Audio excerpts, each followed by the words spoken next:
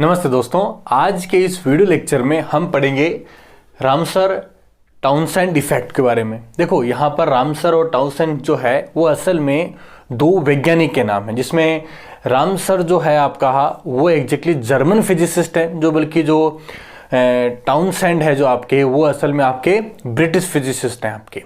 इन दोनों ने क्या किया कि कुछ नोबल गैस के साथ एक्सपेरिमेंट्स किए, कुछ ऑब्जर्वेशंस लिए इन्होंने। तो इन्होंने जो मेन टास्क क्या किया कि जो नोबल गैस जो होता है उसके साथ इलेक्ट्रॉन की स्कैटरिंग कराई इन्होंने, और इन्होंने कुछ आउटपुट में रिजल्ट देखे उन्होंने। तो वो उन्होंने किस प्रकार से उस एक्सपेरिमेंट को डिजाइन किया, उस एक्सपेरिमेंट का सेटअप आपको आपकी स्क्रीन पर दिख रहा होगा, आपको इस प्रकार का उनका सेटअप था। तो देखो उन्होंने क्या फर्स्ट ये देखते हैं कि उन्होंने नोबल गैस को स्कैटरिंग के लिए क्यों चुना।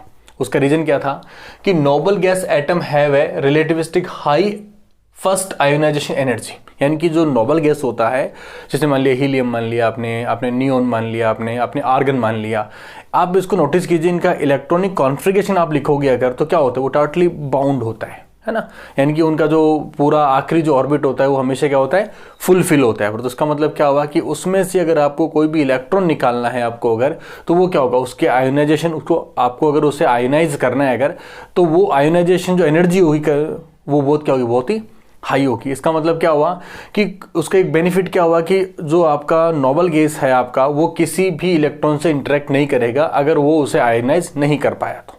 ठीक है।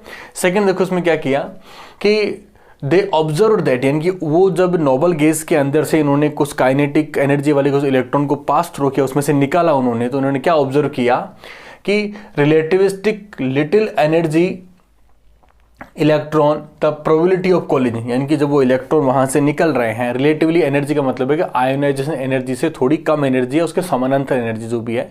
तो जब वो उस नोबल गैस में के एटम्स के पास से निकल रही हैं, नोबल गैस के अंदर से निकल रहे हैं वो, तो वहां पर क्या हो रहा है, प्रोबेबिलिटी ऑफ कोलिजन, यानी कि उनके टक्कर होने की जो प्रायिकता है, जिसे कई बार स्कैटरिंग क्रॉस सेक्शन भी कहते हैं कई बार, ठीक है, जो आगे अपने आएगा अपने। तो यानी कि इलेक्ट्रॉन के जो एटम से टकराने की जो प्रायिकता है, जो चांसेस है, ठीक है, with Nobel gas atom have A minimum value for a given value of kinetic energy, यानी कि वो कह रहा है कि रिलेटिव अगर आप एनर्जी लेते हो, अगर जितनी आयोनाइजेशन एनर्जी इलेक्ट्रॉन की है उससे रिलेटिव आपने एनर्जी थोड़ी कम एनर्जी ली आपने अगर, तो इस इलेक्ट्रॉन की एटम के साथ टकराने की जो प्रायिकता है वो मिनिमम होती है। ये उन्होंने अपने एक्सपेरिमेंट में ऑब्जर्व किया इन्होंने।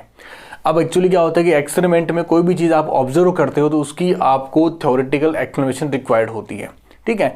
तो उन्होंने जो क्लासिकली उन्होंने देखा वो क्या देखा कि according to classical theory scattering cross section, वही आपका प्रोबेबिलिटी ऑफ कोलिजन की टकराने की जो प्रायिकता है, ठीक है, is not relate to motion of electron velocity, यानी कि क्लासिकल थ्योरी क्या कहती है आपकी कि इलेक्ट्रॉन चाहे किसी भी स्पीड से आए, चाहे वो उसकी आयोनाइजेशन जो एनर्जी है उससे कम वेलोसिटी से आए अगर, ठीक है, यानी कि उससे जो वेलोसिटी से जो काइनेटिक एनर्जी बनेगी, ठीक है, तो वो कम वेलोसिटी से आए चाहे वो तेज वेलोसिटी से आए, उससे कोई इफेक्ट नहीं पड़ेगा आयोनाइजेशन के ऊपर, ठीक है। लेकिन क्वांटम मैकेनिकल उन्होंने क्या ऑब्जर्व किया कि हमारा जो आयोनाइजेशन है वो असल में एनर्जी पर निर्भर कर रहा है। ये हमने एक्सपेरिमेंटली ऑब्जर्व किया। तो क्लासिकली क्या कहता है कि वो एनर्जी पर निर्भर नहीं करना चाहिए, आने वाली इलेक्ट्रॉन की एनर्जी पर निर्भर नहीं करना चाहिए। अब देखो नेक्स्ट क्या है आपका कि दे यूज वेव थ्योरी। उन्होंने क्या किया, इस एक्सपेरिमेंटल रिजल्ट को एक्सप्लेन करने के लिए वेव थ्योरी का यूज किया। और उन्होंने कब यूज किया, इन्होंने किया 1920 के अंदर। देखो 1920 का वो समय था जब हमारे पास केवल थ्योरी का सिद्धांत क्या था, वेव थ्योरी था, लेकिन वहां पर श्रोडिंगर इक्वेशन अभी तक डेवलप नहीं हुई थी। श्रोडिंगर इक्वेशन हुई थी 1925 के बाद डेवलप हुई थी। तो याद रखना, श्रोडिंगर इक्वेशन से पहले इन्होंने अपने जो आपका एक्सपेरिमेंट रिजल्ट है उसका एक्सप्लेनेशन दिया है। तो इसके अंदर आपको श्रोडिंगर इक्वेशन या फिर डी ब्रोगली वेवलेंथ को बिल्कुल भी ऐड नहीं करना है आपको। तो the use wave theory and find that scattering cross section, मतलब इन्होंने क्या यूज किया अपनी वेव थ्योरी को इंक्लूड करके कि स्कैटरिंग क्रॉस सेक्शन मतलब वही एटम के साथ इलेक्ट्रॉन की टक्कर होने की प्रायिकता, ठीक है, of electron in noble gas atom exhibit a minimum value at electron energy of 0.78 watt. उन्होंने क्या किया कि डिफरेंट एनर्जी के इलेक्ट्रॉन को नोबल गैस में से निकाला उन्होंने। तो उन्होंने क्या मेजर किया कि कोई भी आने वाला जो इलेक्ट्रॉन है इसकी एनर्जी अगर 0.7 इलेक्ट्रोवोल्ट होती है, ठीक है, 0.7 इलेक्ट्रोवोल्ट होती है, उस स्थिति में इस आने वाले इलेक्ट्रॉन का इस जो आपका नोबल गैस का एटम है इससे टकराने की प्रायिकता सबसे कम है, यानी कि इसका डिफरेंस क्रॉस सेक्शन क्या है, सबसे कम है, यानी कि वो ट्रांसमिट हो जाएगा, उसमें से निकल जाएगा, उसमें से वो उससे स्कैटरिंग नहीं करेगा। ये रिजल्ट एक्चुअली क्या हुआ था, रामसौर ने और टाउनसेंड ने अपने जो है वो ऑब्जर्व किया था, और इसी इफेक्ट को, यानी कि ये जो उन्होंने इफेक्ट मेजर किया ना कि 0.7 इलेक्ट्रोवोल्ट जो आपकी जो इलेक्ट्रॉन होगा वो इससे मिनिमम, मतलब प्रोबेबिलिटी क्या होगी उसकी मिनिमम होगी, वहीं कि वो लगभग उसमें से ट्रांसमिट ही होगा, उससे स्कैटरिंग नहीं करेगा। इस इफेक्ट को हम क्या कहते हैं, एक्चुअली हम रामसन टाउसन इफेक्ट कहते हैं। जो कब का इफेक्ट है, ये 1920 का इफेक्ट है, 1920 या 1921 के नियर का ये इफेक्ट है। याद रखना, क्लासिकली रामसन टाउसन इफेक्ट को एक्सप्लेन नहीं किया जा सकता था, लेकिन 1970 के अंदर एक साइंटिस्ट थे, इन्होंने क्लासिकली भी ये एक्सप्लेन कर दिया कि जो आपकी एनर्जी जो होती है, आने वाली इलेक्ट्रॉन की जो एनर्जी होती है, उस पर क्या कोलिजन निर्भर करता है। तो देखो एग्जैक्टली अपने पास दो चीज हो गई, हमें एक्चुअली थ्योरी एक्सपेरिमेंटली हमें दो चीज मिल गई है। पहली चीज तो क्या मिली कि आने वाला जो इलेक्ट्रॉन है उसकी एनर्जी के ऊपर निर्भर करती है हमारी किसी भी एटम के साथ कोलिजन। एक नंबर एक तो ये हो गया आपका, ठीक है। नंबर दूसरा क्या हो गया, नंबर दूसरा हो गया आपका कि वो कोई स्पेसिफिक एनर्जी दे रहा है कि 0.7 इलेक्ट्रोवोल्ट पर क्या होगा, मिनिमम होगा, ठीक है। तो ये दो चीज हो चुकी है हमारी। अब देखो इधर, इसको एक्सपेरिमेंटली तो देख लिया, थ्योरेटिकली देखने के लिए हमने क्या किया, हमने कुछ अप्रोक्सीमेशन लगा के ये मेजर किया कि न्यूक्लियस से कितनी दूरी जाने पर पोटेंशियल वेरी करता है। मान लीजिए ये न्यूक्लियस है आपका, ठीक है, या एटम है आपका, एटम से अगर एटम के पास से अगर कोई इलेक्ट्रॉन निकलेगा तो वहां क्या पोटेंशियल ज्यादा होगा, उससे दूरी बढ़ेगी तो क्या होगा, पोटेंशियल कम होता जाएगा, क्योंकि पोटेंशियल का फॉर्मूला क्या होता है, 1/r होता है, यानी कि दूरी के साथ क्या होता है, वो घटता है। इस प्रकार का एक थ्योरेटिकली एस्टिमेट लगा के अपन, ये आपको एक डायग्राम दिख रहा होगा, इसमें ये मेजरमेंट दिखाया गया है कि जो आपका V है ना, पोटेंशियल जो है वो अधिकतम होगा आपका किसके पास, न्यूक्लियस के पास, ठीक है। न्यूक्लियस से जैसे जैसे आप दूर जाओगे तो क्या होगा, आपका पोटेंशियल लगातार घटता जाएगा, और किसी स्पेसिफिक दूरी r पर आने पर क्या नोटिस करोगे आप कि वो पोटेंशियल लगभग 0 हो जाएगा। क्लियर हो गया, यानी कि ये जो पोटेंशियल का जो वेरिएशन है, अब मैं स्क्रीन से हटा देता हूं इसको, पोटेंशियल का वेरिएशन कैसे नजर आ रहा है आपको, ऐसा टेढ़ा मेढ़ा नजर आ रहा है आपको, ठीक है। तो हमने क्या किया, इस टेढ़े मेढ़े को हमने क्या मान लिया, हमने मान लिया इसको स्क्वायर पोटेंशियल वेल मान लिया। दिख रहा है आपको, देखो आपकी स्क्रीन दिख रहा होगा आपको, ठीक है। हमने क्या मान लिया इसको, हमने इसको स्क्वायर पोटेंशियल वेल मान लिया। हमने ये मान लिया हमने कि भैया ये जो टेढ़ा मेढ़ा जो जा रहा है इसको अपन अप्रोक्सीमेशन में ले लेते हैं। हमारे इस स्क्वायर वेल पोटेंशियल के जो अप्रोक्सीमेशन है हमारा, हमने एग्जैक्टली वैसा नहीं है, हमने अप्रोक्सीमेशन लिया है। तो देखो ये जो स्क्वायर पोटेंशियल वेल है इसकी एक डेप्थ फिनिट होगी, वो क्या होगी, V0 होगी आपकी, ठीक है। तो हमने देखो कि किसी भी स्क्वायर पोटेंशियल वेल जो होता है आपका, उसकी फिनिट डेप्थ का होता है, उसके लिए देखो एग्जैक्टली अपन ने एक पूरा थ्योरेटिकल डिस्क्रिप्शन तैयार किया, किसके, श्रोडिंगर इक्वेशन को यूज करके।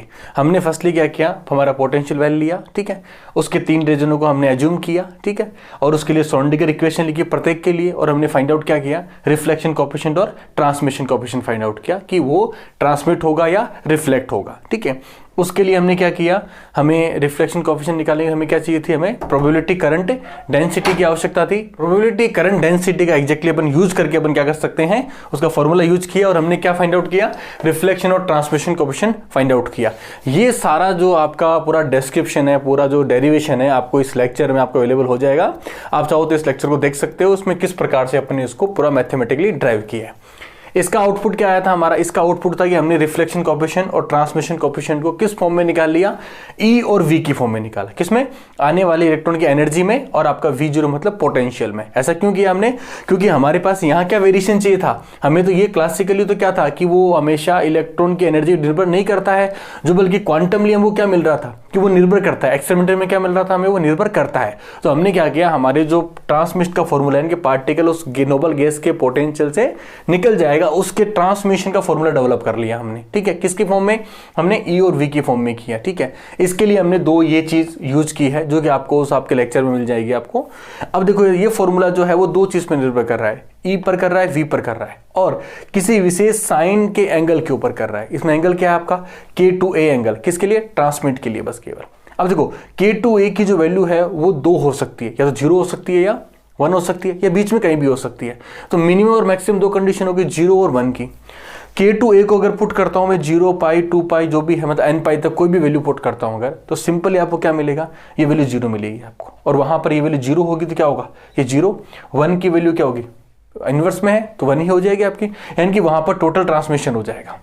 ये कंडीशन हमें एग्जैक्टली रिक्वायर्ड है, कहां पर, हमारे पिछले वाले केस के अंदर। ठीक है, दूसरी कंडीशन विचार कर लेते हैं अपन कि K2A की वैल्यू अगर π/2 3π/2 जो भी होती है आपकी, उस कंडीशन में क्या होगा, यहां वैल्यू 1 हो जाएगी और इन दोनों का कोई भी अगर वैल्यूएशन होगा अगर, ठीक है, वो क्या होगा, एक में ऐड हो जाएगा और वो इन्वर्स है, मतलब 1 हो जाएगा ये वाला। इससे क्या फायदा हुआ कि वो शो करेगा कि आपका जो T है वो मिनिमम की ओर होगा, मैक्सिमम तो हो ही नहीं सकता, अब तो क्या होगा, मैक्सिमम से कम मिनिमम ही कुछ होगा आपका। ठीक है, तो देखो इस कंडीशन में विचार करते हैं क्योंकि हमें तो ट्रांसमिशन चाहिए। ठीक है, इस कंडीशन में क्या किया है कि आपने इसको जो है 1 पुट कर लिया, इस कंडीशन के लिए आपने इसको यहां पे क्या पुट किया, आपने जो है आपका 1 पुट किया और इसके लिए आपने ठीक इस प्रकार आपने इसको एग्जैक्टली ड्राइव कर लिया। ठीक है, इन दोनों के कॉम्बिनेशन से एग्जैक्टली एक ग्राफ बनता है हमारा, जिसे ट्रांसमिशन रेजोनेंस कहते हैं। ठीक है, इसका वीडियो लेक्चर भी आपको अवेलेबल हो जाएगा आपको। ठीक है, आप चाहो तो उसको भी देख सकते हैं।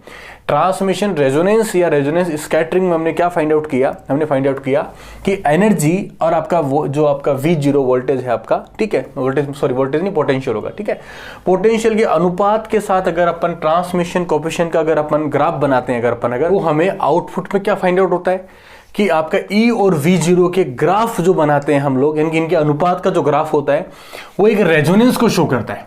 यानी कि कुछ विशेष कंडीशन पे तो ट्रांसमिशन हो जाएगा, कुछ विशेष कंडीशन पे क्या होगा, रिफ्लेक्शन हो जाएगा। ठीक है, लेकिन हमारा केस क्या था, हमारा केस तो था कि अगर उसकी एनर्जी कितनी हो, 0.7 इलेक्ट्रोवोल्ट हो, उस केस को आप देखोगे यहां पर अगर तो क्या होगा, ये लगभग रेजोनेंस ग्राफ लगभग ट्रांसमिशन के आसपास चला जाएगा, मतलब 1 के आसपास चला जाएगा, मतलब ट्रांसमिट शो करेगा आपको। ठीक है, तो रेजोनेंस वाली जो थ्योरी थी ना, वो रामसर टाउसर इफेक्ट को इतना एक्सप्लेन नहीं कर पाई थी। ठीक है, लेकिन हम एक एग्जाम्पल के तौर पे और ले लेते हैं। एग्जाम्पल क्या लिया अपन ने कि हमने क्या बोला कि वो कम एनर्जी का है, ठीक है, इससे आपके आयोनाइजेशन एनर्जी से कम एनर्जी का है, फिर भी वो उसमें से ट्रांसमिट हो रहा है। ठीक है, तो ये किस प्रकार पॉसिबल हुआ, जो बल्कि वो उसमें ट्रांसमिट होना ही नहीं चाहिए उसमें से। ठीक है, क्योंकि पोटेंशियल क्या है, ज्यादा है। तो इसके लिए देखो एग्जैक्टली अपन एक मैथमेटिकल एग्जांपल और ले लेते हैं। ठीक है, हमने क्या किया, देखो इसका चुनाव किया हमने। यहां पर देखो कि इस वाली कंडीशन में K2A क्या हो रहा है, 0 के बराबर हो रहा है या पाई के बराबर हो रहा है या n पाई के बराबर हो रहा है। इस कंडीशन में ट्रांसमिशन क्या हो रहा है, 1 हो रहा है ना आपका। जैसे आप साइन की 0 पुट करोगे तो क्या होगा, ट्रांसमिशन 1 हो जाएगा, यानी कि ट्रांसमिशन शो कर रहा है आपको। ठीक है, अब आप क्या करोगे कि इस वैल्यू को आप यूज करोगे K2A, इस वैल्यू को देखो मैंने यहां पर यूज किया, A मेरा ऐसा का ऐसा ही और K2 की वैल्यू मैंने यहां से पुट कर दी। ठीक है, और वो किसके बराबर है, n पाई के जब बराबर होता है तब पार्टिकल ट्रांसमिट होता है। ठीक है, निकल जाता है यार पार। इस वैल्यू को पुट किया मैंने, यहां मैंने थोड़ा सा इसको कैलकुलेशन सॉल्व किया, मैंने E को फाइंड आउट किया। ठीक है, एनर्जी मेरी इतनी आई। ठीक है, अब मैंने क्या किया, इसको सॉल्व करने के लिए मुझे कुछ एज्यूप्शन और लेने पड़ेंगे। एज्यूप्शन क्या लिया मैंने, जैसे मैंने एनर्जी को 1 इलेक्ट्रोवोल्ट लिया। देखो यहां पर कितना है, 0.7 इलेक्ट्रोवोल्ट है मेरा। ठीक है, मैंने जस्ट एक एग्जांपल तौर पे क्या किया, कैलकुलेशन इजी करने के लिए मैंने 1 इलेक्ट्रोवोल्ट लिया। ठीक है, ए जो है मैंने कितना लिया, 2 एंगस्ट्रॉन लिया। ठीक है, मैंने 2 एंगस्ट्रॉन क्यों लिया है, इसके लिए आप जो है हमारा जो ट्रांसमिशन रेजोनेंस वाला जो लेक्चर है ना, उसको आप कंप्लीटली देखना, उसको वो शॉर्ट लेक्चर है वो, उसमें वो पता लगेगा कि कौन सी वेवलेंथ होगी, यानी कि अगर वेवलेंथ λ/2 होती है या लैम्बडा होती है या फिर 2 लैम्बडा होती है तो वो हमेशा ट्रांसमिट होता है। ठीक है, बाकी λ/4 होता है या 3 λ/2 होता है वो हमेशा ब्लॉक होती है, मतलब रिफ्लेक्ट होती है हमेशा। ठीक है, तो ये वैल्यू रखी, n = 1, मतलब ग्राउंड स्टेट के लिए ले लिया। इसको आपने कंप्लीट सोल्व किया तो पोटेंशियल क्या मिला आपको, 13.44 इलेक्ट्रोवोल्ट आपको पोटेंशियल मिला आपको। ठीक है, यानी कि पोटेंशियल कितना है, 13.44 इलेक्ट्रोवोल्ट है और आपका आने वाला इलेक्ट्रॉन की कितनी एनर्जी है, 1 इलेक्ट्रोवोल्ट है। तो 1 इलेक्ट्रोवोल्ट एनर्जी होने के बावजूद, जो कि पोटेंशियल से बहुत कम है, उसके बावजूद भी ये क्या हो रहा है, ये ट्रांसमिट हो रहा है, क्योंकि इस कंडीशन के लिए हमारा ट्रांसमिशन क्या हो रहा है, 1 हो रहा है ना। यानी कि ये शो करता है कि जो आपका पार्टिकल है, ठीक है, वो अगर पोटेंशियल से कम एनर्जी भी रखता है अगर, तो भी वो उसमें से क्या हो जाएगा, ट्रांसमिट हो जाएगा इसमें से, जो कि रामसर टाउसर इफेक्ट का एक्सपेरिमेंटल रिजल्ट था हमारा। ठीक है, तो आज के इस लेक्चर में हमने एक थ्योरेटिकल बैकग्राउंड और एक हमने उसका सिंपल जो मैथमेटिकल बैकग्राउंड है, उन दोनों को हमने एक्सपेरिमेंटल और मैथमेटिकल को हमने टैली करके देखा, तो हमें ये फाइंड आउट हुआ कि दोनों रिजल्ट्स जो हैं वो नियर बाय नियर क्या है, हमारे सेम है कुछ एज्यूप्शन के लिए। Thank you.